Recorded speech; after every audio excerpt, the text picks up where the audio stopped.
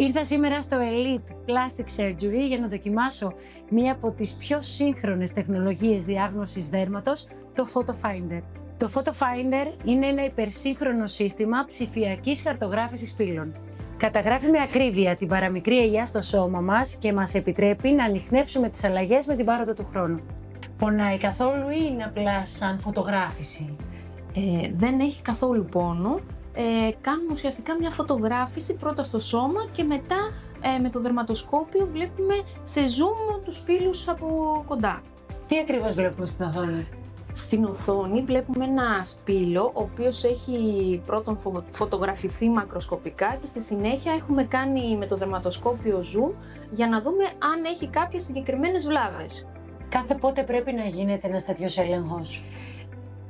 Ο έλεγχος θα πρέπει να γίνεται τακτικά, κάθε χρόνο να γίνεται μια χαρτογράφηση όλων των σπύλων κάθε ατόμου, ιδιαίτερα στα άτομα τα οποία έχουν κάποιο ιστορικό όπως μελανόματος ή καρκίνου του παγκρέατος, θα πρέπει να γίνεται πιο συχνά ένα εξάμηνο.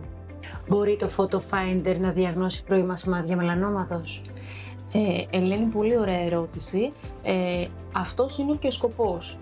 Ουσιαστικά κάνουμε ένα έλεγχο, μια χαρτογράφηση σε όλες τις ελιές του σώματος και αν δούμε κάποια ελιά που είναι ύποπτη, την αφαιρούμε προληπτικά και γίνεται μετά βιοψία. Ποιος πρέπει να το κάνει, μόνο αυτός που έχει πολλές ελιές ή δρά και προληπτικά? Θα πρέπει να γίνεται προληπτικά και όχι μόνο στα άτομα τα οποία έχουν πάρα πολλούς σπύλους, αλλά και οι υπόλοιποι, γιατί και μία ελιά η οποία έχει κάποια κριτήρια τα οποία μας πάνε προς μελάνομο, θα πρέπει και αυτή να αφαιρείται, ακόμα και ένας σπύλος. Μπορεί να βοηθήσει και σε αισθητικά θέματα όπως η αξιολόγηση του δέρματος?